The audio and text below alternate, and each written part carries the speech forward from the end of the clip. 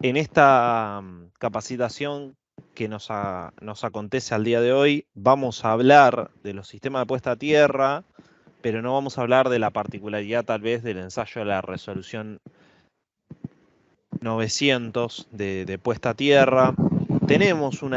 Podemos generar una capacitación o dar los tips para poder realizar con todo lo que pide el protocolo. En su momento la dimos, si es un tema de interés podemos volver a darlo.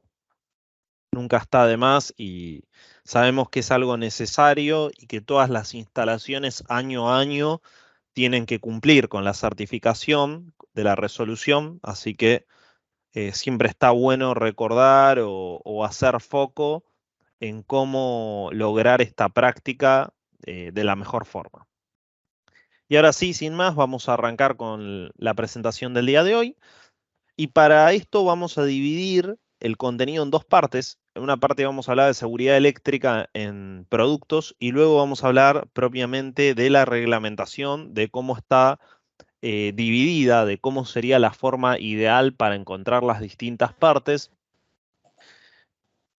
Y vamos a ahondar brevemente en cada una de ellas, por lo menos para llevarse un pantallazo, ¿no? Tal vez uno está muy eh, contento, digamos, ilustrado es la palabra, en la reglamentación, en la 90364-771, pero hay mucho más detrás de la 7771 en cuanto a reglamentación de la Asociación Electrotécnica Argentina y está bueno conocerlo y bueno, saber que está a disposición de uno y cuando las instalaciones o son de mayores características o las necesidades que estoy buscando o que preciso solucionar no se encuentran contenidas dentro de la reglamentación, buscar la que me permita el desarrollo de la instalación que tengo pensado proyectar. En cuanto a la seguridad eléctrica en productos y en instalaciones, ¿por qué hacemos foco acá? Bueno, creo que muchos de los que estamos acá presentes vivimos diariamente el gran problema que hoy nos acontece, que es la falsificación de productos eléctricos, ¿no?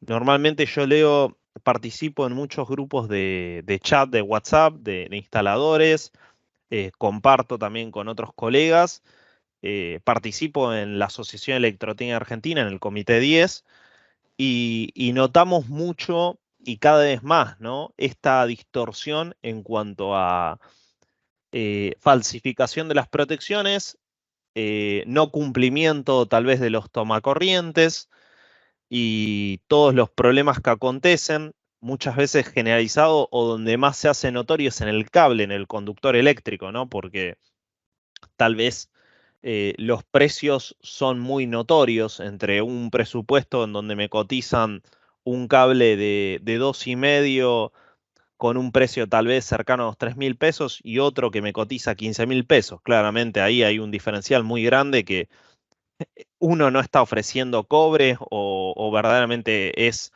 simplemente PVC y no tiene ningún filamento conductor, ¿no? Bueno, a todo esto está bueno entender cuándo yo estoy en presencia de un producto certificado y cuándo no. ¿Por qué la certificación de seguridad eléctrica? ¿Cuál es el objetivo que busca detrás de esta certificación? Bueno, proteger a las personas y a los bienes que están situados en las instalaciones. ¿Contra qué? Bueno, contra incendios, contra electrocuciones, contra problemas que trae la corriente eléctrica cuando se usa en mala medida, ¿no? Esto es como todo. Tenemos la ventaja de tener, yo diría, una gran fuente de energía, algo que nos hace distinto y nos permite un desarrollo de la sociedad pleno, pero si no se toman precauciones y no se toman las medidas correctas en el uso de la aplicación de las instalaciones eléctricas, generan grandes problemas, ¿no? Lamentablemente la instalación eléctrica no es tanto como el gas tan notoria que tal vez el olfato ahí nos ayuda a reconocer, sino que cuando sucede un cortocircuito o una situación crítica, ya es tarde. Fíjense, esta estadística tal vez es un poco antigua, la sacamos de la IEEE, pero más del 30% de las instalaciones o de los incendios en las instalaciones se debe a problemas por defectos eléctricos. Y otra característica importante por el cual se utiliza el sello de seguridad eléctrica en los productos es para evitar o para poder distinguir de los productos que son falsificados o no cumplen con las normas vigentes de aplicación. Recordemos que todo producto alcanzado por la certificación de seguridad eléctrica es todo aquel producto que se encuentra en un rango de tensión de 50 a 1000 volts de corriente alterna y 75 a 1500 volts de corriente continua. Además, tenemos que la corriente que nos delimita si un producto está o no es 63 amperes o menor, de la misma forma o su equivalente en potencia máxima de 5 kVA. Todo producto que esté dirigido a un usuario que no sea idóneo, que no sea un personal certificado, que no tenga conocimiento en electrotecnia, en conocimiento en productos eléctricos, es a lo que apunta esta certificación de seguridad eléctrica para poder brindar la seguridad a aquellas personas. Y como objetivo principal es, como mencionábamos antes, la seguridad en los bienes y en las personas, los animales que están en esa instalación. ¿Cuáles son los requisitos esenciales de seguridad a cumplir? Bueno, hay más entes, lo vamos a ver, certificadores, pero debiese los productos que uno instala estar, además de tener el sello de seguridad eléctrica en todos estos productos que hablábamos que están por debajo de los 63 amperes y comprendidos en esos valores de tensiones que mencionábamos recién, contar con el sello IRAM de algún, es decir, como ente certificador o de la IEC, según corresponda. Los requisitos es que, bueno, evitar cualquier tipo de daño contra contacto directo o indirecto en un equipamiento, es decir, ahí estamos previniendo cualquier tipo de daño a las personas. No producir incremento de temperatura, arcos o radiaciones. Imaginémonos en un tablero porque los productos no son certificados o no cumplen con lo establecido, un sobrecalentamiento, un derretimiento de los conductores o algún problema de esa magnitud que va a desencadenar en un incendio, ¿no? Protecciones también causados por influencias exteriores sobre el equipamiento eléctrico y disponer de la documentación necesaria de las características de instrucción y montaje. Yo no sé si lo ven esto, pero cada vez es más requerido o más solicitado por los entes eh, normativos o de producto, en donde, por ejemplo, en un tablero eléctrico hoy en día no solamente no sé si lo notaron, pero todos los fabricantes establecen una etiqueta o algún logo en donde se describe cuál es la potencia disipada máxima que se puede utilizar en ese tablero, así como una instrucción del uso para guardar, por ejemplo, el grado de IP del tablero. Es decir, se está orientando cada vez más a que el usuario o aquel que adquiere el tablero o lo va a instalar posea todas las herramientas para preservar su grado de protección, su grado de IP y además no exceder el grado de potencia que se puede instalar o que puede disipar el mismo. En cuanto a los tipos de certificaciones, hay tres tipos: de marca, de tipo y de lote. El de marca es el más exigente, ¿sí? Que es el que cumple en todos estos productos que hablábamos recién. ¿Cuáles son las características que deben cumplir? Bueno, fíjense, el listado exhaustivo de los productos que solo pueden ser certificados por marca y que no admiten adaptación al mercado local, salvo datos del importador. Todos los productos que cumplen con seguridad eléctrica tienen certificación de marca. La validez de esta certificación es de 1 año y al año lo que se pide es por la planta de fabricación, la norma de tecnología, función, potencia similar e igual listado de componentes críticos, un análisis en planta en donde el ente certificador va y ensaya los productos en la planta, ¿sí? Se realizan ensayos de tipo destructivo en este tipo de materiales y, como ven, tiene una fecha de duración, la certificación, que es un periodo de entre 14 a 18 semanas, y es necesario recertificar una vez vencido el año. Acá tenemos algunos de los entes certificadores, como es IRAM. ¿Cuál es el sello de seguridad eléctrica? Lo deben de conocer en todos los productos, es ese que se muestra acá en la parte inferior, este de acá. Acá tenemos algunas otras adaptaciones del logo IRAM. Es importante destacar que no solamente está IRAM como ente certificador, porque a veces tal vez uno adquiere otro material, como puede ser un material de la compañía STEC, y ve que están homologados algunos productos por la TÜV. Bueno, es un ente que también está habilitado, Intertec, UL, IQC. Son distintas alternativas que Bureau Veritas permiten y validan el tipo de certificación analizado. Por otro lado, ¿qué otros tipos de certificación tenemos? De tipo. ¿Cuál es la característica que tiene la certificación de tipo? Que no requiere la inspección de planta, como hablábamos en el caso de marca, que sí viaja alguien del ente certificador y audita la planta al fabricante. Sí tiene una vigencia de duración y el sello puede ser cualquiera de los antes mencionados. En el caso de la certificación por lote, se evalúa o se efectúa sobre cada lote de fabricación o de importación. En este caso, fíjense que ya no es a todo el proceso productivo o no es a todos los componentes, sino que es a un determinado lote, a una determinada provisión que se trae, o una determinada partida que se trae para su comercialización. Algunos ejemplos, acá obviamente con dispositivos tal vez de tipo modular, llámense teclas, tomacorrientes, eh, tomas USB. Bueno, acá vemos los logos IRAN, el logo de seguridad eléctrica, bueno, de otras entidades también, el de la seguridad eléctrica, cómo están impresos en cada uno de los moldes de los productos, de la misma forma en interruptores termomagnéticos diferenciales, en donde no sé si alguna vez prestaron atención, pero Schneider tiene un proceso de fabricación en donde deja trazabilidad de los productos que realiza. Entonces, yo podría decir que este producto que ven acá fue fabricado en el año 2018 en la semana 43.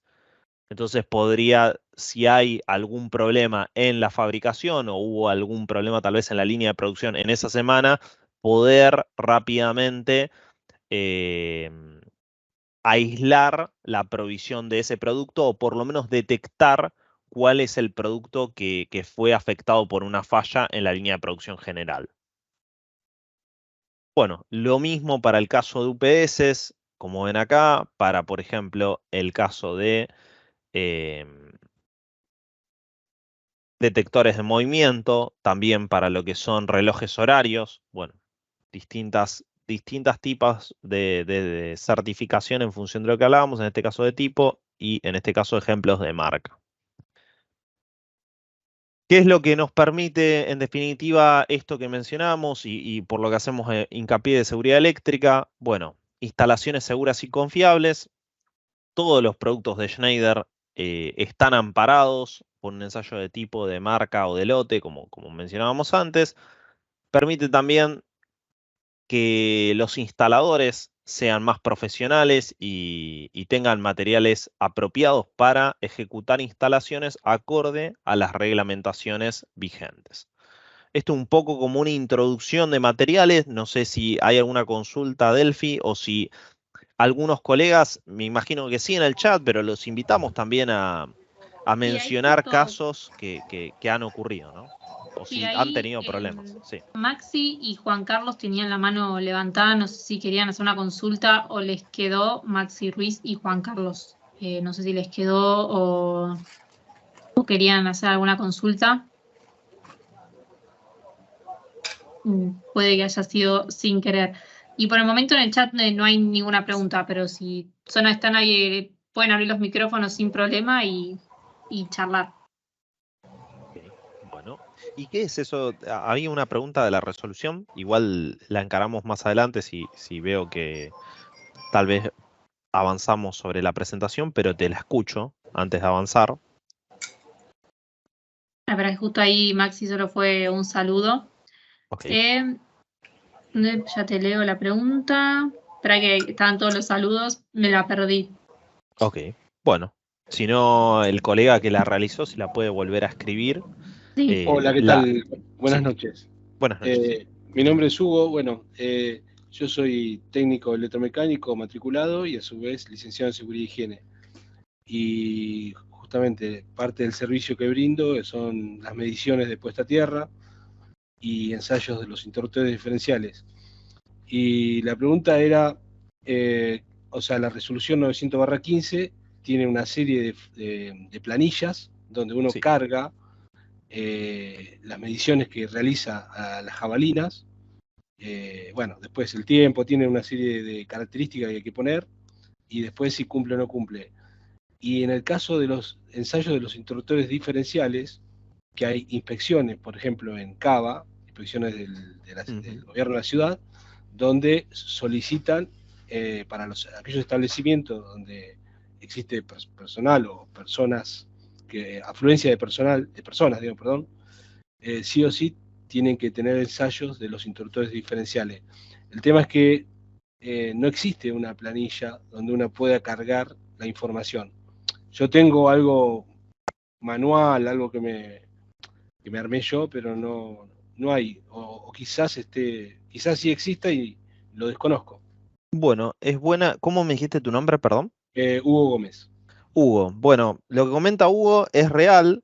En realidad, esa planilla que hay, menciono esto y avanzamos después con la presentación, pero vale la aclaración ya que tenía la inquietud Hugo. Es cierto, la planilla de resolución o lo que establece el protocolo, incluso si uno lee lo que dictamina en el apartado de la ley, etcétera, no hay un gran preliminar más allá de algunos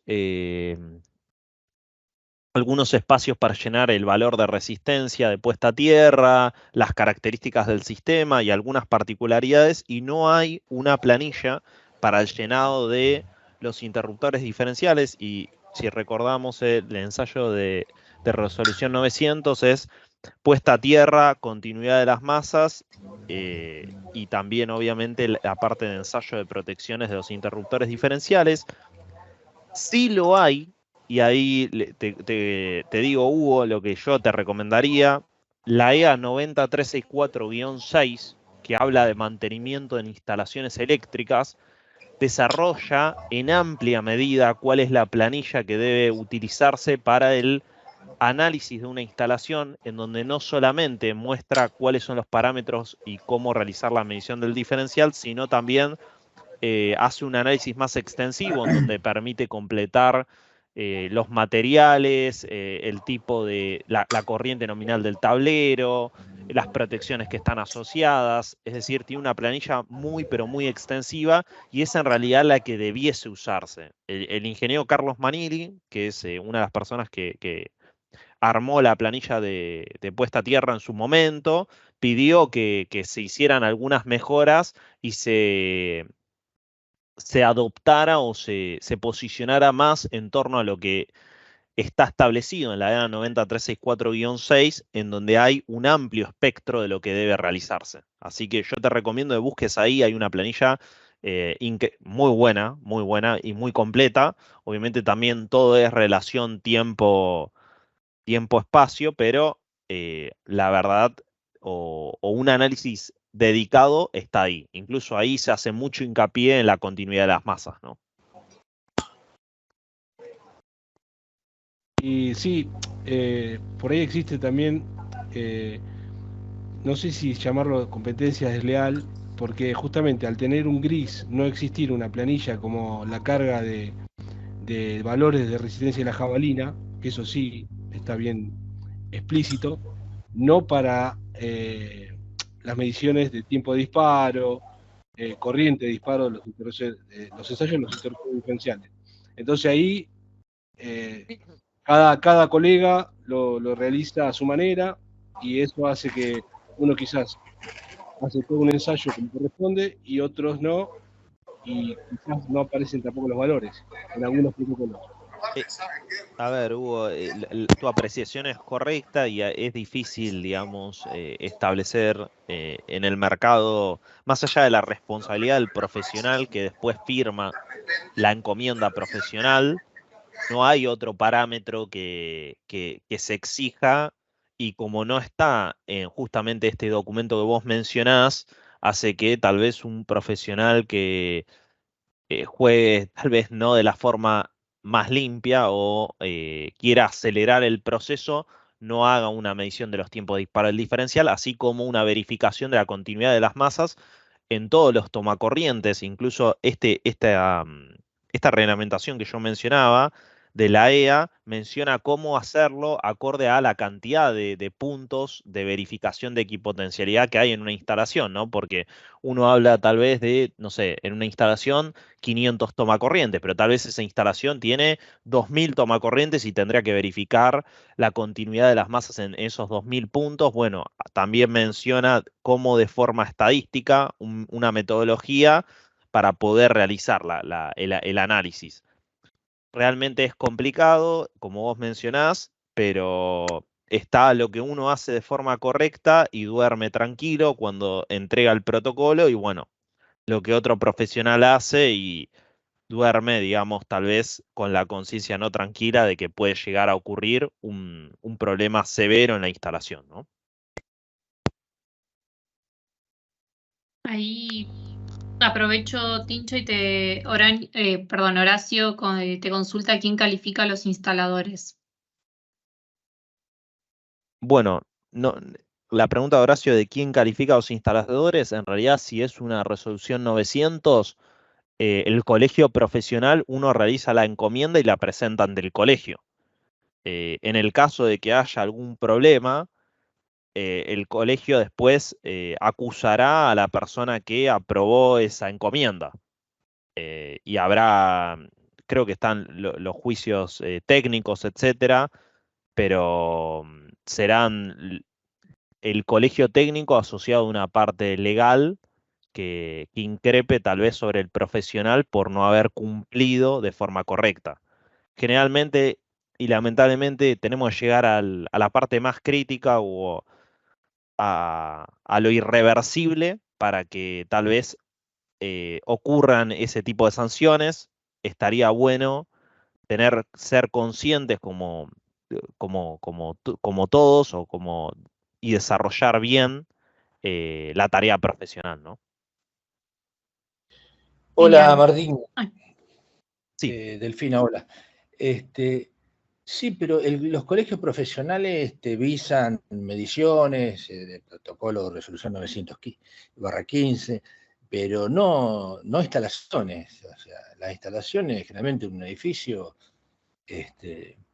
los planos no están visados, y los instaladores, o ponele que estén los planos visados, no, los instaladores no hay un control, digamos. no hay control, Es exactamente. que, bueno, lamentablemente esa personalidad que estaba cuando estaba el APSE, bueno, eso se perdió, ¿no? La auditoría en la obra.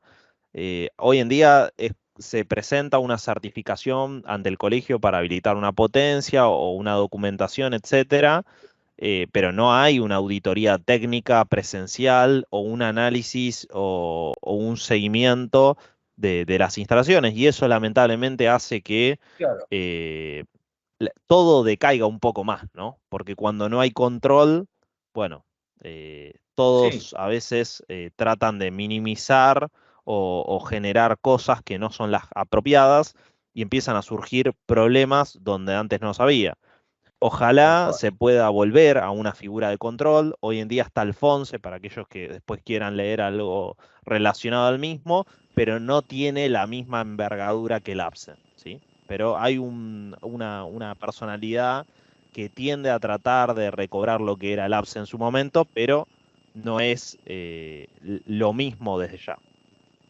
Pero bueno, voy a avanzar. Es un tema importante este, tal vez Es un tema muy para el debate también. Yo creo que estaría bueno en alguna oportunidad, Delphi, tratar de invitar a alguien de la Sí. Asociación Electrotécnica Argentina o mismo de algún colegio profesional.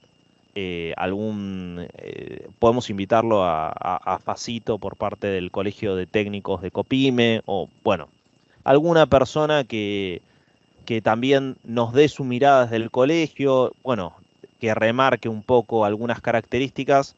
Creo que podemos generar estos espacios en donde los colegas escuchen, bueno, desde el punto de vista de las instituciones, cómo se trabaja en este tipo de percances, qué se puede hacer y, bueno, en qué se está trabajando a futuro para poder mejorar, ¿no? Así como está la ley de seguridad eléctrica en vías de desarrollo, pero que, bueno, como no está tal vez tan alineada a los desafíos que tenemos en el país diariamente, bueno, a veces se relega un poco, no queriendo decir que no sea crítica una ley de seguridad eléctrica a nivel país, ¿no?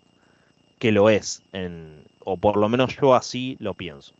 Pero creo que está bueno el debate y lo dejamos para sumar a algún colega ya sea de la Asociación Electrotécnica Argentina o de algún colegio profesional como es el Copime o Copaipa, que también tenemos algunos contactos, o Copitec, o distintos colegios para poder hacer un punto de contacto entre los usuarios, entre los distintos colegas y los colegios.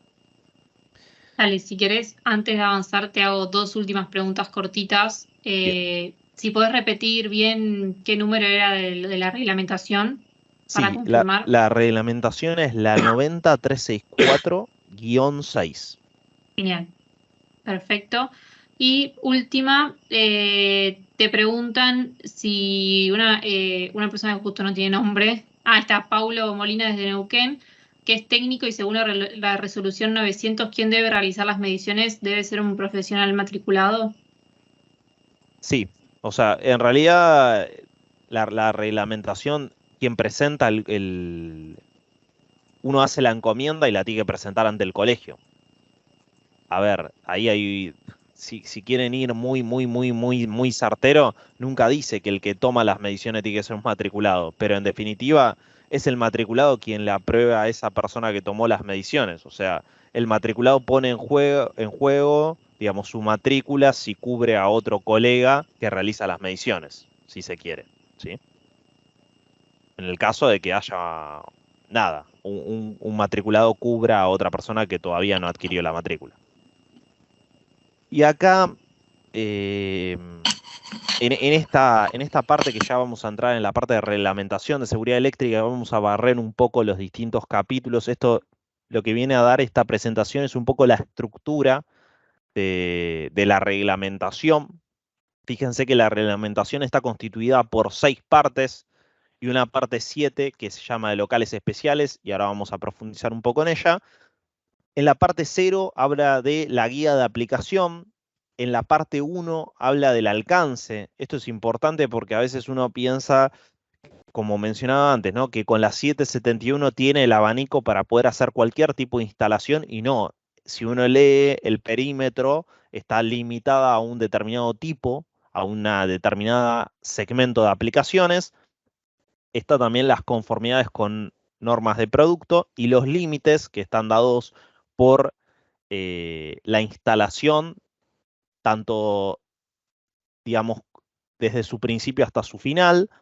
En la parte 2, que habla de definiciones, si se quiere, las primeras 3 partes son como más introductorias y limitan o van marcando el alcance de la reglamentación, y después ya tenemos la parte 3, la parte 4 y la parte 5, que son troncales, digamos, para todo tipo de instalaciones, sin límite de potencia. Es decir, si uno desarrollara un aeropuerto, un shopping, etcétera, etcétera, que obviamente queda excluido o por fuera del alcance de las partes de locales especiales, la parte 7, bueno, está contenido dentro de estas partes, ¿no? Fíjense, la parte 3 habla de los sistemas de puesta a tierra y de los circuitos separados en el capítulo 3.14. La parte 4 habla de protección contra choque eléctrico, contra efectos térmicos, contra sobrecorrientes y contra sobretensiones.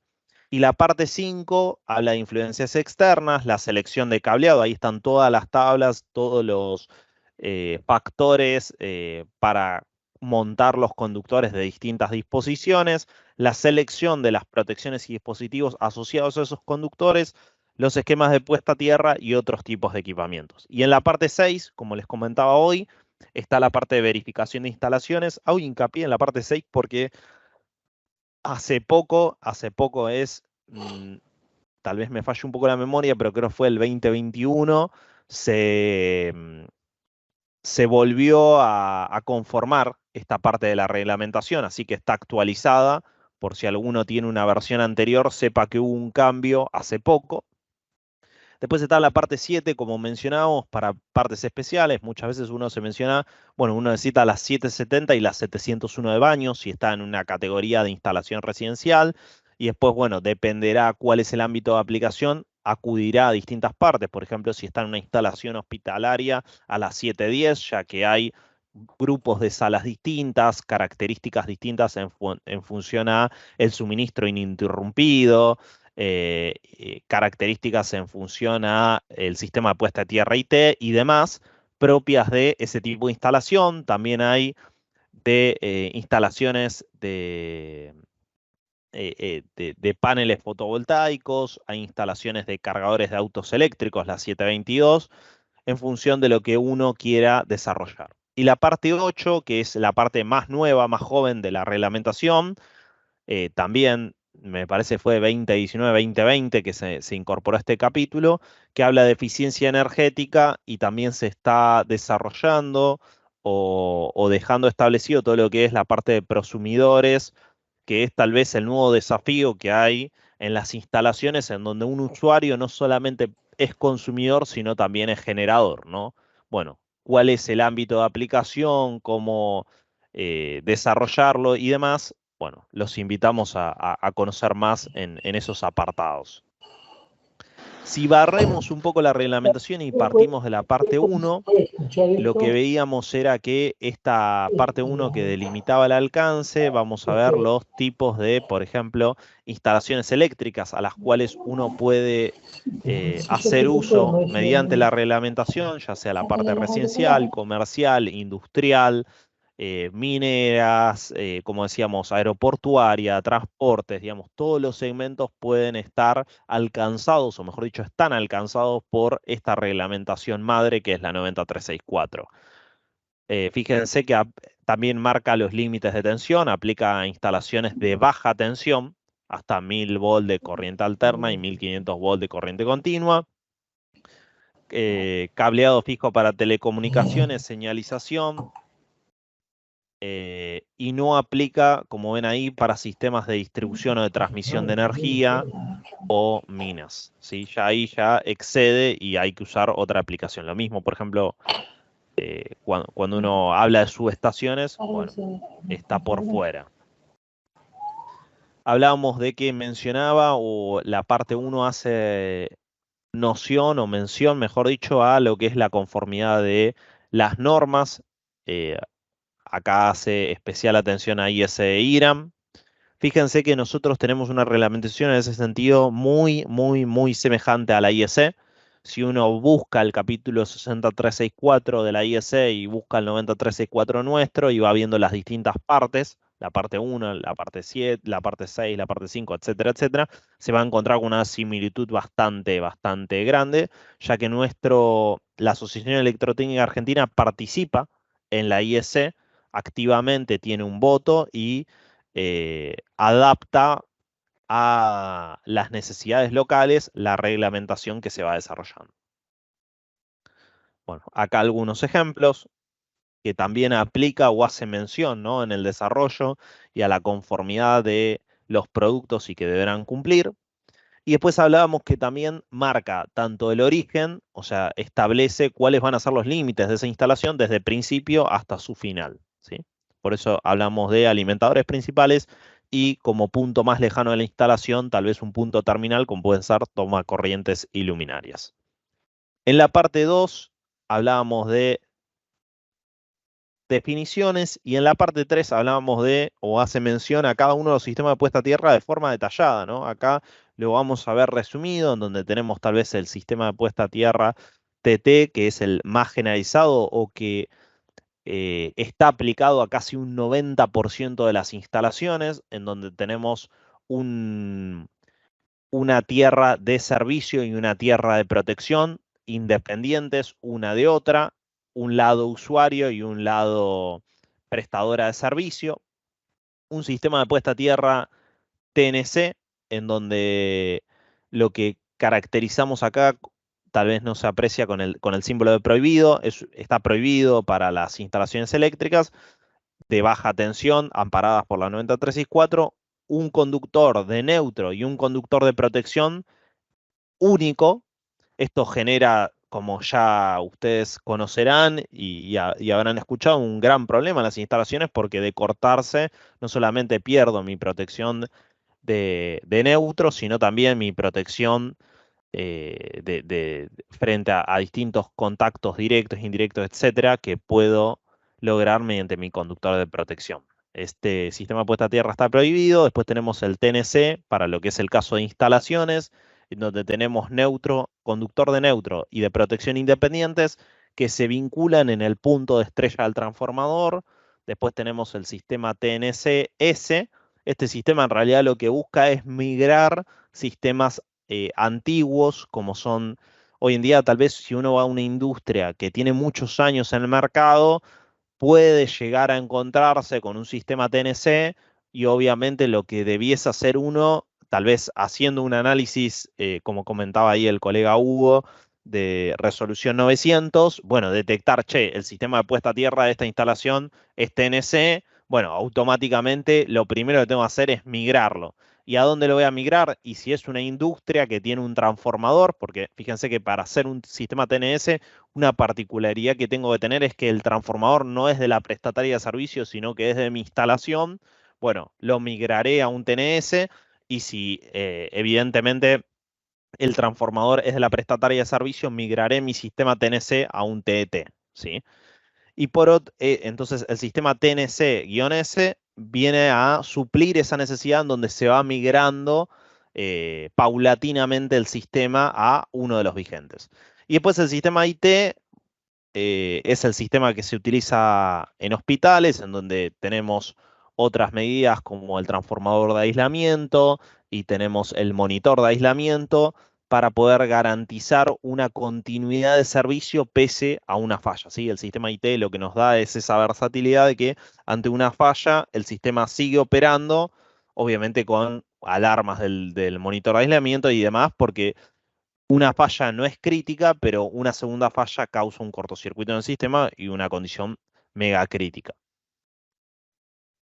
Nos vamos a centrar, o vamos a hacer un poco de foco en este sistema de puesta a tierra que decíamos que aborda el 90% de las instalaciones, que es el sistema TT. Recordemos que el neutro está garantizado por la compañía de servicio, y el sistema de protección o la jabalina, el electrodo de protección, es independiente del electrodo de servicio. Acá hablamos de ese valor mínimo que pide la reglamentación, menor o igual a esos 40 ohm que siempre están llamando la atención, que a veces cuesta. Ahora, haciendo un poco federal el mensaje, sabemos y somos conscientes que no es lo mismo conseguir 40 ohm en La Pampa, en Buenos Aires, que conseguirlos en Córdoba o en Salta, donde tal vez los terrenos son rocosos y uno tiene que hacer perforaciones o más grandes, o tiene que utilizar eh, configuraciones y no solamente un electrodo, sino tal vez incluso una malla, una pequeña malla o una disposición adicional de un electrodo para poder llegar a esos valores. El 40, no sé si alguna vez lo vieron o no, da para desarrollar, pero justamente créanme que está desde el punto de vista del cálculo, está sobredimensionado totalmente, justamente para garantizar la seguridad y siempre lograr que esa falla sea conducida a un lugar seguro. Acá vemos esta parte de la tabla que nos indica justamente cuál tiene que ser ese valor, y nos da también a título informativo para niveles de 50 volt o 24 volt, cuáles podrían llegar a ser los valores de resistencia de protección, pero nosotros estamos vinculados o caracterizados por lo que es la columna 3, en donde hablamos de un valor de resistencia de 40 ohm para una sensibilidad alta de 30 mA, ¿sí? Para protección contra contactos directos, por ejemplo. Ahora vamos a barrer eso en la parte 4, en donde hacemos referencia a las distintas protecciones. Recordemos que una protección contra un contacto directo justamente es, o mejor dicho, un contacto directo en sí es cuando una persona toca una parte que está activa en la instalación, cualquiera de los conductores que vemos en pantalla. Y un contacto indirecto se llama a cuando una persona realiza un contacto con una parte de la instalación que normalmente no debiese estar bajo un determinado nivel de tensión, pero que debido a una falla en la aislación del equipo, esto ha cambiado. Acá tenemos la definición de tensión de contacto, que es la tensión que existe entre la persona o una parte conductora de la instalación y un potencial distinto que puede ser el de tierra, ¿sí? Y acá también está bueno hacer la diferencia entre masa y tierra, ¿no? Masa puede tomar un potencial distinto de cero. La tierra toma un potencial absoluto de cero, ¿sí? A veces está esa diferencia. Bueno, la masa puede tener potencial. Bueno, y acá una tensión de contacto indirecto que vemos que también es producida por la falla y el nivel de tensión debido a la falla de aislación en el equipo y el nivel de o el potencial al cual está la persona que está a potencial de tierra. ¿Cuáles son las medidas más habituales para lograr la protección contra choques eléctricos? Bueno, tenemos la desconexión automática provista mediante el sistema de interruptor diferencial más sistema de puesta a tierra. Después tenemos el sistema de doble aislación o aislación reforzada, que lo habrán visto en muchos productos de electrónica, este cuadrado que lo que simboliza es que ante una falla, la falla queda aislada dentro de una aislación adicional que posee el equipo, con lo cual queda, no afecta a la persona. Después tenemos mediante separación eléctrica, y mediante niveles de muy baja tensión de seguridad, como puede ser tal vez el caso de un portero eléctrico. Después tenemos, o tal vez o algún otro circuito, como puede ser, por ejemplo, un sensor de nivel de un tanque, etcétera, otras características. Acá tenemos un ejemplo en donde podemos ver cuál debe ser el disparo del diferencial. Igual lo vamos a analizar un poco más en la siguiente imagen, en donde se ve cómo migra el valor de sensibilidad, el valor de corriente frente a la condición de tiempo, pero la condición requerida para todo interruptor diferencial es que sea de sensibilidad alta de 30 mA para protección contra contacto directo y actúe en un tiempo menor a 300 milisegundos, ¿sí? Acá hablamos también de la vinculación equipotencial de cada uno de los elementos y acá tenemos un pequeño ejemplo en donde, eh, dependiendo obviamente las resistencias que se pongan en juego, pero contemplando una resistencia RA y RB de los dos electrodos, aproximadamente un valor de 100 ohm, ¿qué pasa o cuál es el nivel de circulación de corriente ante una fuga a tierra y por qué es la caracterización esa de valores tan bajos, ¿sí? de corriente de fuga? Como mencionábamos antes, en este caso lo que vemos es justamente la curva de tiempo en función de corriente. Fíjense que si yo en el segmento AC1 la persona no percibe ninguna señal de tensión o de corriente eléctrica en la instalación, cuando estamos en una zona de AC2, en una zona de percepción, y a medida que nos vamos acercando o superando ese umbral de 30 mA, ya nos encontramos en una AC3 donde es de efectos eh, irreversibles. Acá ya la persona ya eh, no solamente no puede despegarse del conductor o del elemento al cual haya estado en contacto y esté en falla, sino que además empieza todo un umbral a partir de AC3, en donde empieza fibrilación ventricular, contracción muscular, eh, quemaduras internas, etcétera, etcétera. Fíjense que la condición de tiempo está y de ahí la importancia de no solamente que el diferencial cumpla con un umbral de sensibilidad, sino también de tiempo, porque si yo voy en esos 30 mA a lo largo, si yo estuviese en 30 mA en una condición infinita de tiempo, me iría a ese segmento AC3 que es perjudicial para la persona. De ahí que esté limitado por una condición de 300 milisegundos. Si yo utilizo la ayuda de este indicador, fíjense, 30 mA, me choco con la curva y si voy en línea horizontal, encuentro los 300 milisegundos máximos que debe actuar. Para que tengan una noción, y no sé si alguno ha ensayado hace poco algún diferencial de Schneider, están en el orden de los 30 milisegundos. Muy, muy, muy, muy lejos de esos 300 milisegundos. Obviamente, ¿para qué? Bueno, para evitar cualquier tipo de riesgo y procurar una actuación ultra rápida, si se quiere, del diferencial.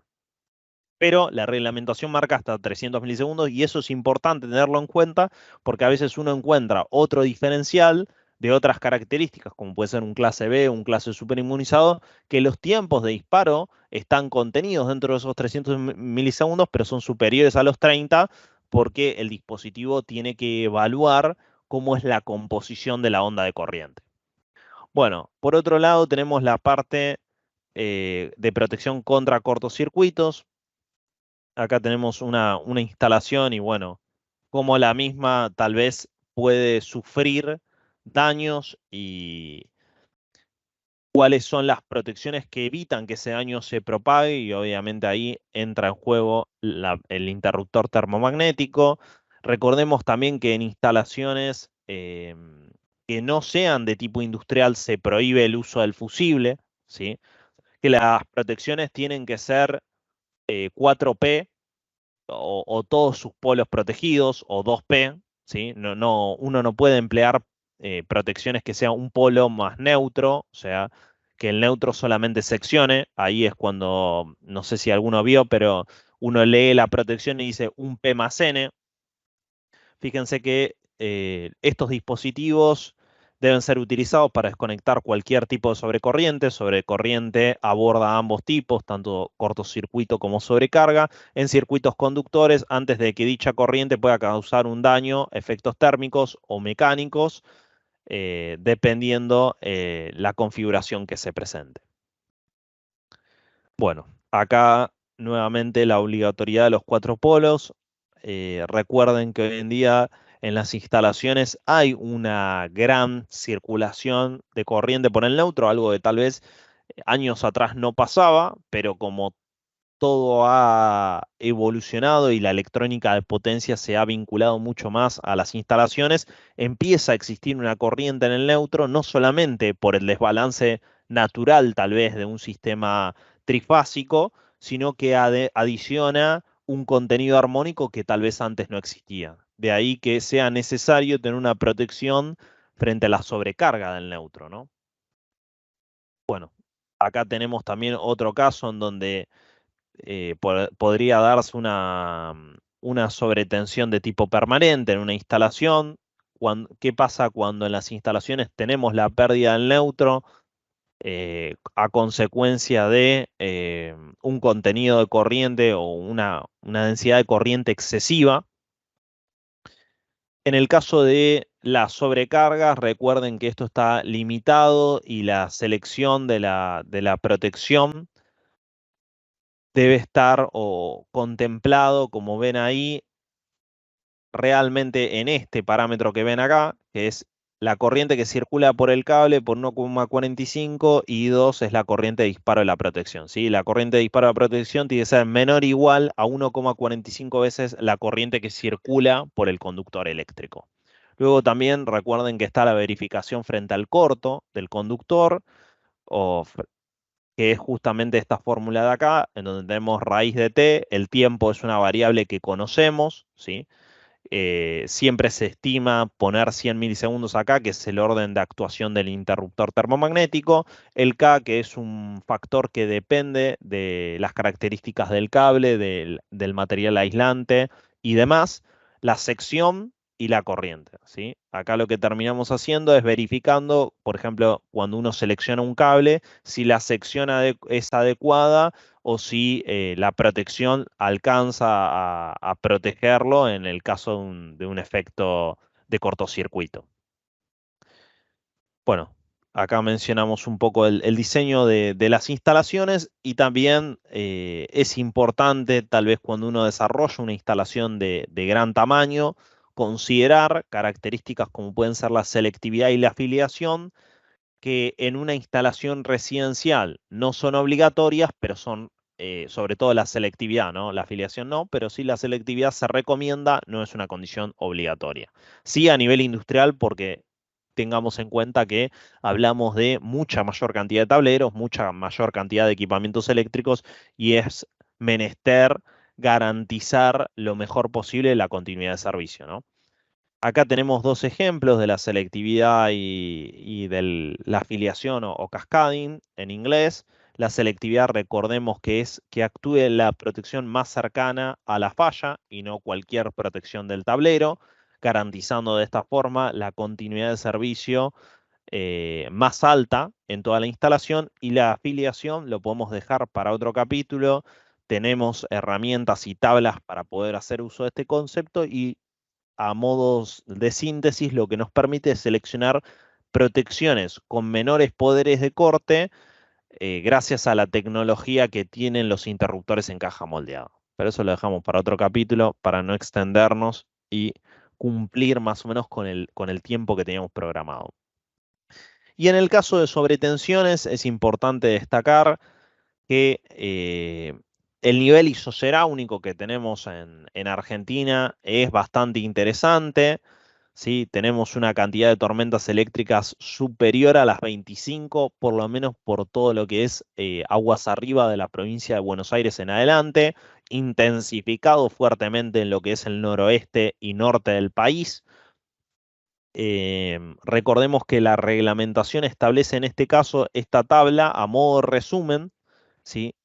Pero que puede ser también analizado mediante un análisis de riesgo, el cual es bastante complejo de realizar, pero hoy en día contamos con reglamentaciones exclusivas para poder desarrollar ese tipo de análisis. Pero a modo de síntesis podemos decir que la condición de protecciones contra sobretensiones transitorias es de carácter obligatorio cuando existe pararrayos en las instalaciones. Esto también es importante, ¿no? En la resolución 900 no menciona esto, no menciona ningún punto sobre el descargado de sobretensión, pero un buen auditor, yo creo, o un buen matriculado, no solamente se limita al alcance de lo que está establecido, sino que también brinda una reflexión sobre el conjunto del tablero, ¿no? A mí me ha tocado también auditar algunos tableros y he visto que, por ejemplo, no contaban con un peine de conexión de energía o un distribuidor, sino que la distribución de energía dentro del tablero era mediante conductores, mediante guirnalda. Y eso sabemos los que estamos acá, que está prohibido y que genera o puede generar puntos de falla dentro de un tablero y un potencial incendio. Entonces, por más que no está dentro del alcance propio de lo que uno está, de la encomienda profesional, bueno, es menester de uno en la parte de observaciones dejarlo anotado y hacer o alertar al usuario de que tiene irregularidades más allá de que el valor de resistencia de puesta a tierra sea el correcto, ¿no? Hay muchas más cosas que uno puede contemplar dentro del análisis. Obviamente no son excluyentes a la continuidad de las masas, pero hay que dejarlas anotadas en algún momento porque si uno que es el profesional matriculado y la persona que tiene la capacidad técnica no lo deja, bueno, después los accidentes ocurren, ¿no? Perdón, Martín, que Por interrumpa. favor, sí. Volviendo al tema justamente del protocolo 900/15 y lo que vos mencionaste sobre el sistema de pararrayos para descarga atmosférica, tampoco figura en el protocolo, digamos, y tampoco, o sea, por ahí me equivoco, y no es exigible medir la jabalina de la resistencia del sistema de puesta a tierra. y también encontrás que tiene continuidad o utilizan la misma jabalina para los dos sistemas, tanto puesta a tierra como descarga atmosférica. Bien. Bueno, Tiene que ser el mismo. a ver, ahí Sí, tiene que ser la misma. Tiene que las haber jabalinas equipotencialidad. tienen que estar Sí, vinculadas, sí, ese es un punto. A ver, que el valor de la puesta a tierra tiene que estar descripto, tiene que estar. Recuerden siempre también al momento de realizar la medición que hay que desconectar la barra de tierra del tablero para poder medir netamente el valor de puesta a tierra, pero sí comparto de que hay muchas cosas que no están enunciadas en el protocolo, por eso yo les digo, los que quieran hacer una encomienda 100% genuina o mucho más desarrollada, el lugar a donde buscar el conocimiento es de la 90364, sin duda, 6. Claro, O sea, hay un campo de aplicación mucho más extensivo y si uno quisiera hacer incluso una auditoría de una instalación que es nueva o ha sufrido una reforma, esta reglamentación está preparada para poder hacer esa auditoría. ¿Sí? claro, claro, por eso la resolución menciona la medición solamente de jabalinas asociadas a tableros y instalación eléctrica, pero Sí, no de descarga atmosférica, digo. está más acotada, está más acotada, de ahí las observaciones que se han hecho y bueno, es bueno teniendo en cuenta que existen, tratar de ir o tirar la vara más arriba y hacer uso de, como mencionábamos, un análisis más efusivo. Claro, habría que empujar hacia la SRT, digamos, ¿no? Como para modificar o mejorar, digamos, el protocolo. Sí, sí, la verdad que si me preguntás, no sé, obviamente la SRT tendría que estar dentro de los jugadores clave que Claro, generen involucrados para generar este cambio, pero claramente hay modificaciones interesantes que ya te digo, las personas que hicieron en su momento eso generaron observaciones y las dejaron anotadas, pero bueno, nada, sí, no como sé, a las veces pasa, implementaron, digamos. claro, las observaciones se realizan, pero los cambios son más difíciles de gestar, ¿no? Pero Claro, bueno, yo cumplo con el deber de informar que en la EA está, el que quiera lo puede llevarlo a un análisis de máxima, ¿no? Y volviendo acá a la parte de sobretensiones, fíjense que cuando la cantidad de tormentas es mayor a 25 y la alimentación es de tipo aéreo, también es obligatorio el uso de esta protección. ¿Y por qué hacemos tanto hincapié en el tema del descargado de sobretensión? Porque créanme que nosotros como fabricante, y no lo digo solamente como Schneider, sino como todos los fabricantes que desarrollan protección contra sobretensiones transitorias, prácticamente es ínfimo el uso de esta protección en instalaciones y sobre todo en muchas de ellas que podrían tenerlo y debiese ser mucho más general el uso de esta protección. Uno a veces va a un tablero general de baja tensión de un edificio, tal vez en, por ejemplo, la ciudad de Buenos Aires o en la provincia de Buenos Aires, mejor dicho, y no lo tiene, y uno sabe que hay bombas, hay tableros de comando que están alimentados o tableros de ascensores, etcétera, que están todos colgados de ese tablero de servicios generales y no lo tienen la protección, ¿sí? Y créanme que en un tablero de esas magnitudes, esta protección se diluye el valor completamente. Y no solamente eso, sino estaciones de servicio, etcétera, instalaciones que tienen pararrayos que no tienen la protección apropiada para la eliminación de la sobretensión transitoria. Entonces, lo que estoy trayendo es el rayo a mi instalación y generando un percance aún mayor porque va a terminar desencadenando una destrucción masiva de los componentes electrónicos, ¿sí? Esto también da para hablar más, pero bueno, lo quería traer aparejado. La reglamentación 90364 menciona esta tabla que está acá, los invito a buscarla en la parte, como mencionábamos recién, la parte 4, y que también en esta tabla se menciona esa parte, como hablábamos antes, del análisis del riesgo. Y bueno, queríamos cumplir un poco con el horario también de formalismo. Creo que surgieron por parte nuestra, Delphi, decime si me equivoco, algunas ideas de tal vez alguna Sí. futura capacitación, invitando, yo creo que está bueno generar espacios en donde distintos colegas puedan ser escuchados y puedan escuchar también la voz de los colegios, la voz de las asociaciones, etcétera. Bueno, lo Y sería, tomamos y nos encanta desde Schneider ser puentes en ese sentido, así que veremos qué está dentro de nuestro alcance y poder generar algún tipo de vinculación y hacer una actividad de esa magnitud. sería importante por ahí sumar a alguien de la super, ¿no? Alguien de la superintendencia, digamos, para ver estos temas, digamos, ¿no? Que son los que Estaría gestionan bueno también, la sí, resolución. obviamente sumar a alguien de la SRT, desde luego, sí, sin duda, sin duda. Genial, sí, nos llevamos todo lo que estuvieron diciendo y las cosas que necesitaban también. Nos las vamos a llevar. Bueno, quisimos hacerla dentro de todo en el horario porque sabemos que es tarde. No sé, lo pusimos en este horario también porque sabemos que ustedes trabajan en el día como todos nosotros, así que nada, la hora también, por eso intentamos hacerlo de 1 hora, cosa de que, bueno, puedan ir tranquilos a ya descansar un poco. Pero bueno, nos vamos a tomar todas estas cosas que estuvieron diciendo para futuras charlas. Sí, quedaron algunas consultas en el chat. Ah, ¿Se pueden bueno. Ah, canalizar por algún lugar o tenemos algunos minutos como para... No, yo diría que las hagamos, vayámosla sí. bien, barrámoslas las consultas, creo que está bueno dejar cerrado las inquietudes de los distintos colegas. Sí. ¿Puedo Si hacer una querés, consulta? Delphi, ¿me querés leer o las busco? Como vos ¿Puedo hacer prefieras. una consulta? Ahí Sí, sí. sí, démosle prioridad ahí al colega que está con altavoz. Sí, por favor. Bien, gracias y disculpe la interrupción. Eh, ¿Los conductores eléctricos tienen una vida útil?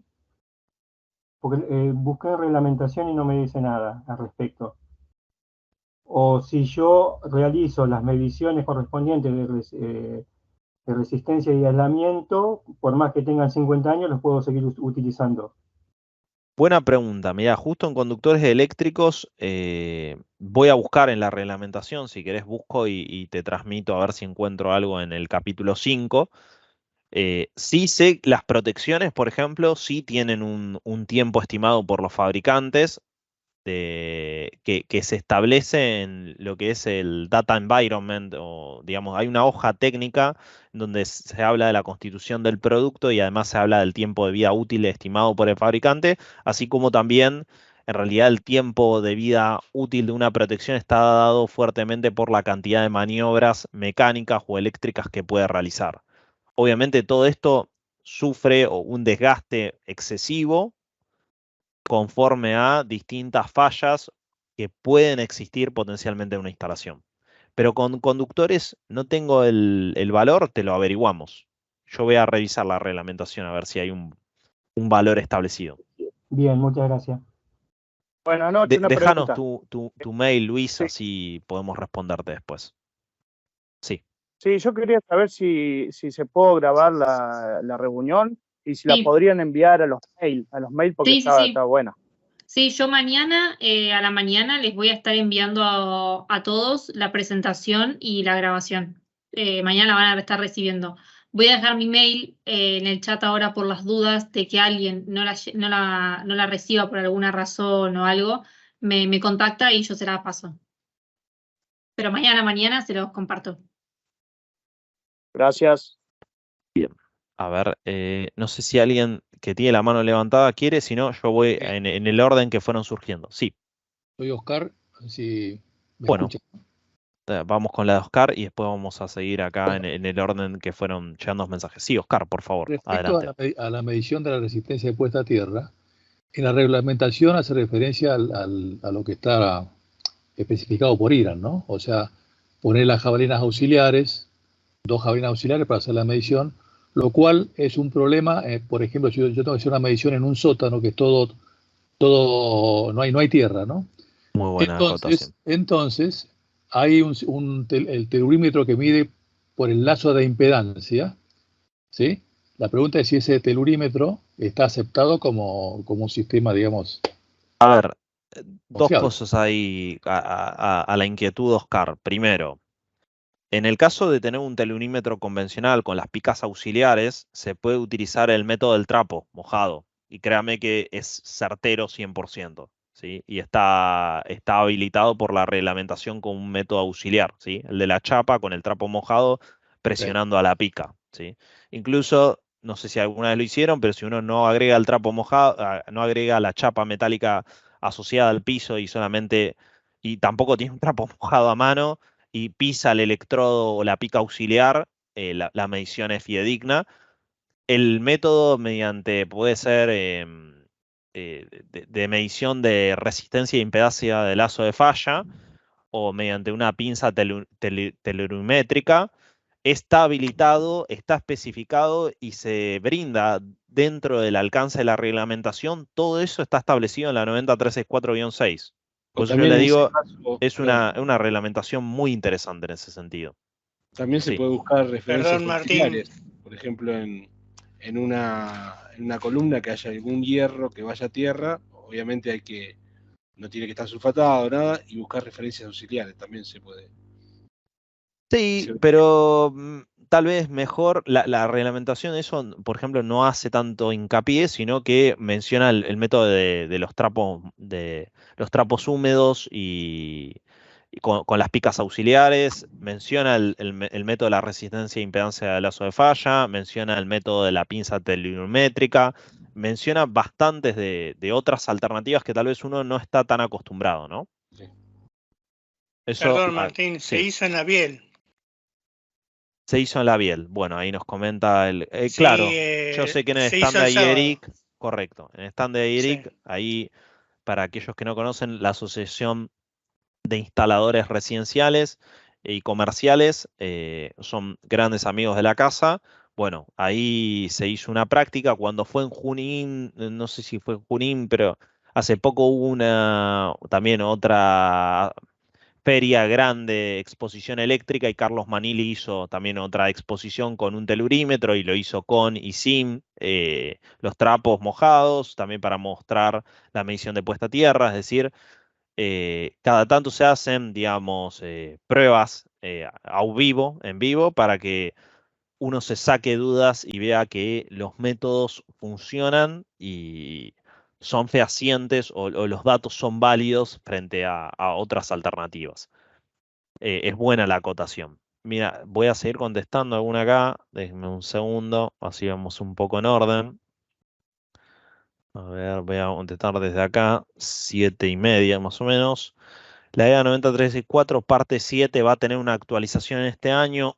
Si hay alguna anterior, sepan disculpar, pero vamos a tomar desde acá en adelante, porque si no, ya me pierdo en los comentarios. La respuesta es sí, se está trabajando desde el Comité 10 en una reglamentación y casi como que se tiene por objetivo este año sacar la actualización.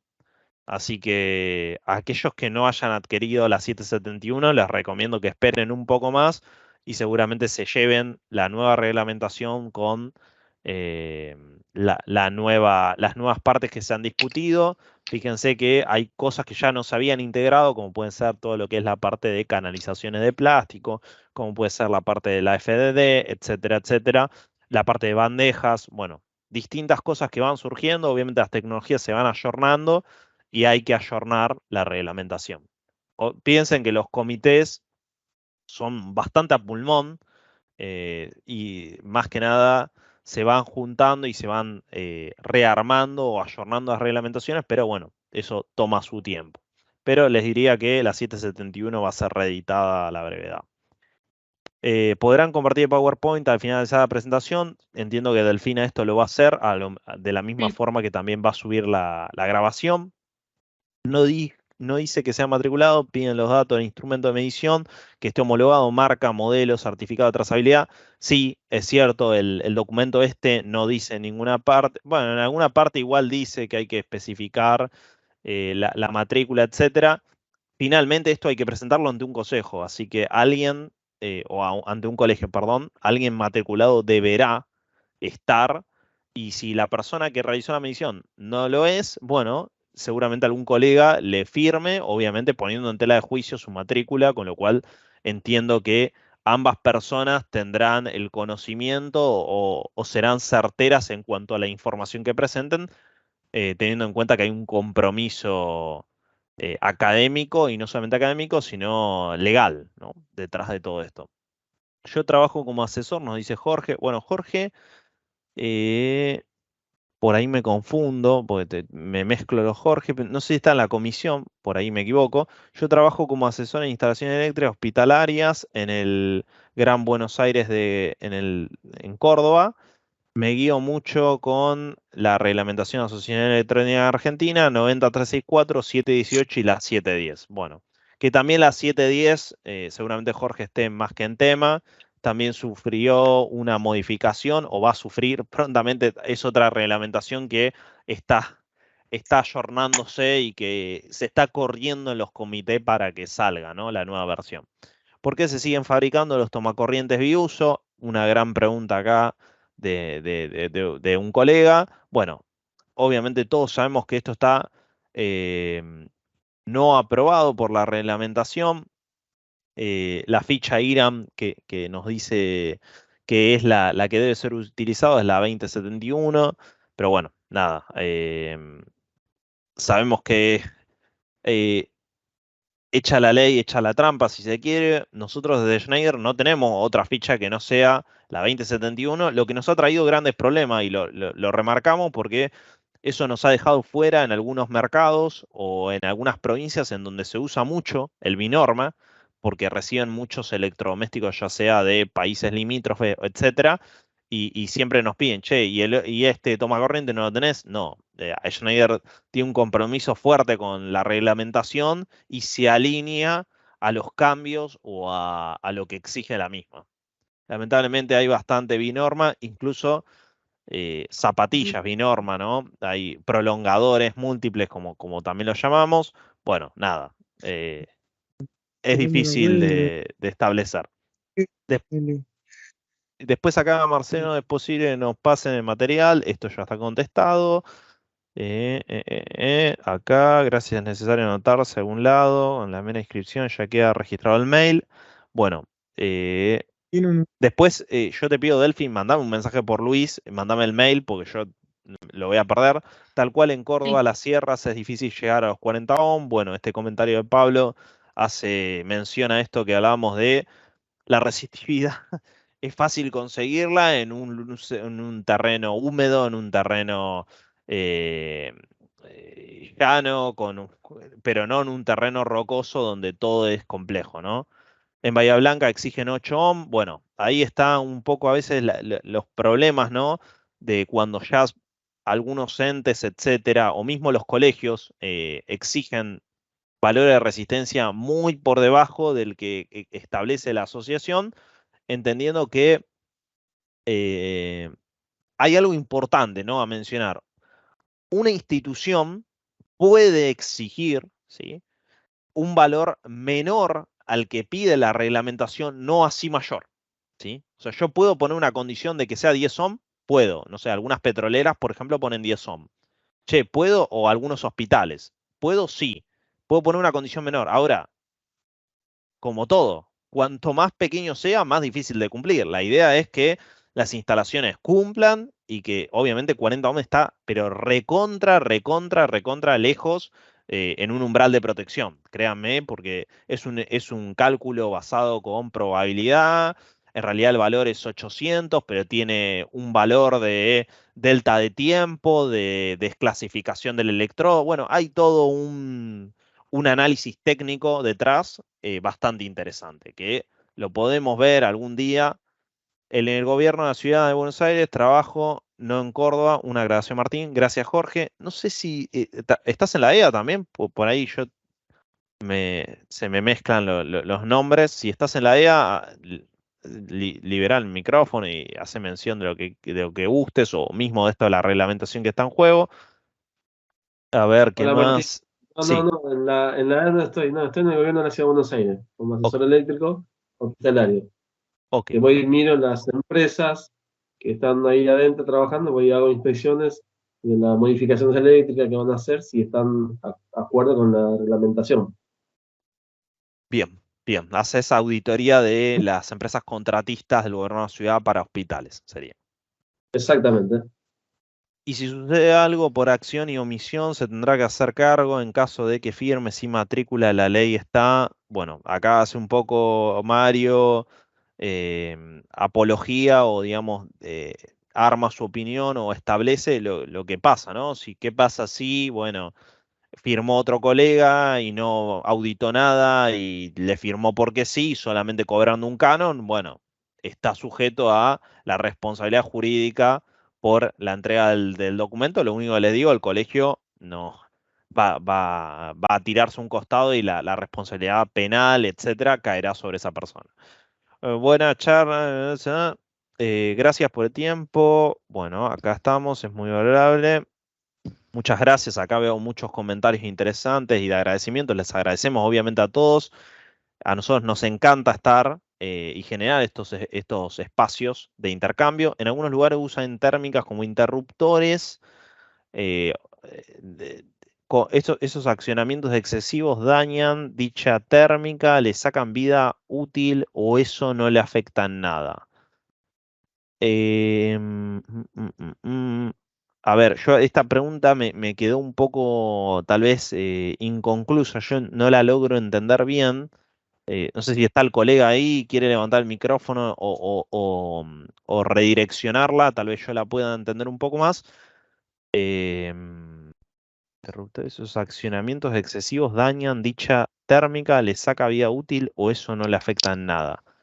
A ver, el uso de la protección, ya sea el accionamiento con carga eléctrico, le descuenta vida útil y obviamente si la protección, toda protección interruptor termomagnético, mediante el protocolo de la IEC 60890, marca la cantidad de cortocircuitos que debe soportar el interruptor, que son 3, y posterior a eso debe garantizar un aislamiento eléctrico. Ese es, digamos, el canon máximo que debe cumplir el interruptor, que es mediante el cual se ensaya, que es el ensayo destructivo, como una condición final de vida útil, ¿no? Después acá, otra característica en la municipalidad de Godoy Cruz, la ordenanza marca 10 ohm. Bueno, esto que hablábamos de que puede ser menor el valor, no así mayor. En el petróleo varias empresas toman un valor límite de 200 debido a que los terrenos no son muy conductivos. Bueno, este está medio... el valor que impone la petrolera border, digamos, porque está por fuera de los 40 ohm. Habrá que ver el tipo de instalación y demás. Seguramente no sea un TT, lejos está, debe ser un TNS y hay que ver dónde amerita este valor, tal vez es en la subestación o en otro caso habrá que realizar tal vez un análisis técnico de tensiones de paso y de contacto. Recuerden que para subestaciones cambia esto y lo que se analiza justamente frente a una falla eléctrica son estas características. Martina, puesta a tierra química, ¿en qué reglamentación está contemplada? Habría que ir a la parte, bueno, ingeniero Mario Sánchez ahí nos comenta. Si podés, Mario, déjanos tu mail o ahí le pido a Delfina que también me acerque, porque no sé, yo lo hablé con el ingeniero Carlos Manili, no es que haya una parte en donde esté detallado cómo hacer la puesta a tierra química, que es obviamente para lugares donde hay profesionales, hay personal matriculado, etcétera, BA4, etcétera, sino que obviamente la tierra química, ¿cuál es el percance que tiene? Tiene una duración. Como es un tratamiento a la tierra, tiene una duración de un año, hay que hacer un recambio, hay que inyectar nuevos agentes salinos a la composición, etcétera. Eso requiere un cambio, requiere una medición mensual, etcétera.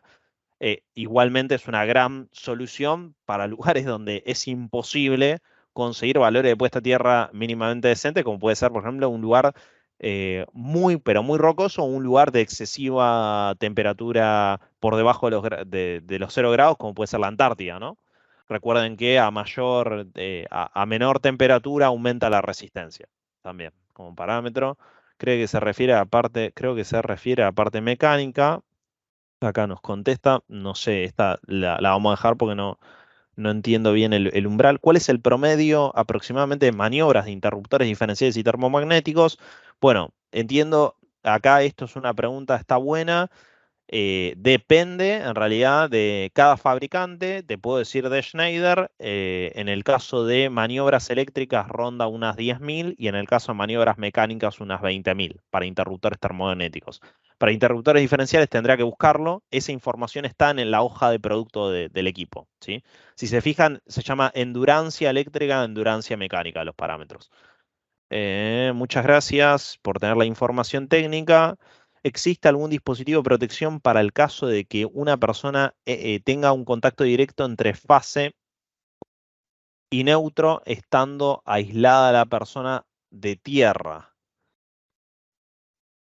Bueno, estaríamos generando ahí entre fase y neutro. Sería una resistencia. La persona actuaría como resistencia y generaría un corto eso. Porque, digamos, Sí, la persona en sí tiene un valor de resistencia, ¿no? Sí. claro, por ejemplo, una persona trabajando en una escalera de madera, aislada de tierra, y toca fase y neutro. Y va a recibir el cortocircuito, digamos.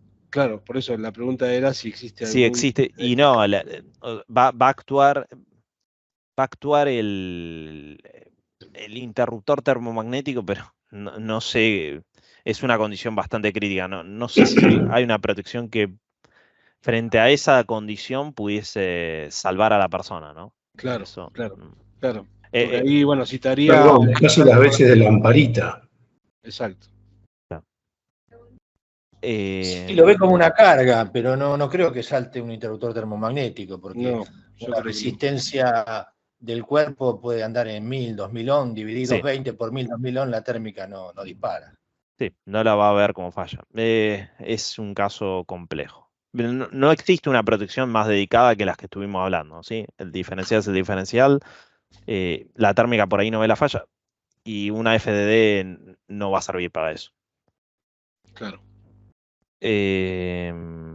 A ver, contestamos esta última y si les parece cortamos acá. La última de Horacio, vamos a hacer. O si quieren hacemos de alguien que tiene la mano levantada, a mí me es indistinto. Horacio acá pregunta, hacemos esta y de Juan, que lo veo acá, que tiene la cámara y tiene la mano levantada, y con esa cerramos. Horacio nos pregunta, la norma IRAM 2281 que habla de justamente los electrodos, ¿sigue solicitando 10 ohm para resistencia de puesta a tierra? Bueno, como hablamos, el valor de resistencia de puesta a tierra lo establece las reglamentaciones de instalaciones, que es menester de la Asociación Electrotécnica Argentina, mientras que IRAM establece reglamentación de productos, es decir, de características técnicas que debe cumplir el electrodo. El valor es el que establece la Asociación Electrotécnica Argentina. Puede existir, como comentábamos antes, otra entidad que seleccione un valor de resistencia menor, ¿sí? Y ahora sí le damos la palabra a Juan y con esta vamos cerrando la actividad del día. Sí, Juan, por favor. Estás muteado, pero dale nomás. Sí, muchas gracias. Muchas gracias por el tiempo y muy buena la charla. Lo que yo quería dejar es a modo quizás de aclaración. Bueno, por Cuando favor. se mencionó el descargador de sobretensión, quedó como que el descargador de sobretensión se debería utilizar cuando hay pararrayos. Bueno, es buena la aclaración, Juan. Te agradezco si quedó ese como concepto cuando uno lo menciona rápido, que es un tema obviamente para dar toda una capacitación entera. Y la respuesta es claramente no, el descargador debe ser, por eso es que el descargador tendría que ser una protección que tendría que estar mucho más masivo su uso, ¿no? Sí, Es exactamente. es en instalaciones donde hay pararrayos obligatorio. No importa la cantidad, o sea, yo hago una instalación en Neuquén para una petrolera, por ejemplo, obviamente cuanto más me voy al sur, el nivel ISO será un INCO baja, pero hago una instalación para una petrolera o para lo que sea y le pongo un pararrayo, debo colocar el descargador de sobretensión porque estoy atrayendo el rayo a mi instalación y necesito una protección que conduzca esa sobretensión transitoria a una parte segura de tierra, ¿sí?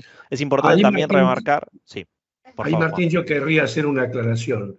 el pararrayos no atrae ni repele los rayos. Los rayos caen, haya Correcto. pararrayos o no haya pararrayos. Por supuesto. Por Y supuesto. entonces el descargador pasa a ser un elemento que, si no hay pararrayos, la sobretensión puede venir igual por una descarga cercana, lejana o directa. También es importante, o sea, existen varios métodos de inducción de sobretensiones transitorias, métodos de inducción directo, indirecto. El rayo se puede inducir si cae cerca de un cable, si impacta en el cable, si impacta en una estructura, o si, como comenta Juan, también cae en tierra y hay una distribución de potencial. Esto da para una charla, es un tema bastante largo, pero para redondear la idea de cuándo cuándo es necesaria la protección, además de cuándo en la instalación existan pararrayos, también debe utilizarse cuando la cantidad de tormentas eléctricas sea mayor a 25, que cumple toda la parte superior a la provincia de Buenos Aires hacia el norte del país, y en la condición en donde la alimentación es de tipo aérea. Por esto que comentábamos, que puede caer cerca de un conductor de alimentación aérea, se induce a través del conductor y la sobretensión llega por el mismo. ¿Sí? Ahí hay un error ahí. Por ejemplo, la Total Austral tenía en Río Grande una antena de 102 metros, tenía o tiene, y es un nivel isocerámico de 2 rayos, de 2 días con rayos al año, más o menos. Y sin embargo, bajísima cae la tasa, un rayo sí, que le dejó todas las instalaciones de comunicaciones fuera de servicio. Bueno, justamente ahí Por no tener descargadores, ¿no es cierto? Es importante, el caso que comenta Juan es interesante, ¿no? Estamos en zona sur, como dice él, una petrolera importante como Total Austral, tiene una senda, una antena de esa magnitud que va a funcionar, por más que no lo pensaba así o no es la función para la cual está propiciado, como un pararrayo, y que por más que es baja la tasa de isoceráunica en esa región, al caer uno, no tengo ninguna protección para poder repelerlo, necesitaría un descargador, encima clase tipo 1, no clase 2, para poder conducir esa sobretensión a tierra. El caso de sobretensiones es interesante, podemos generar, si es un tema que a ustedes les llame la atención, una capacitación exclusiva de ese tema y abordar distintos casos. Y le agradecemos obviamente a Juan, porque si no había quedado claro, era importante clarificar el uso de la protección, sin duda.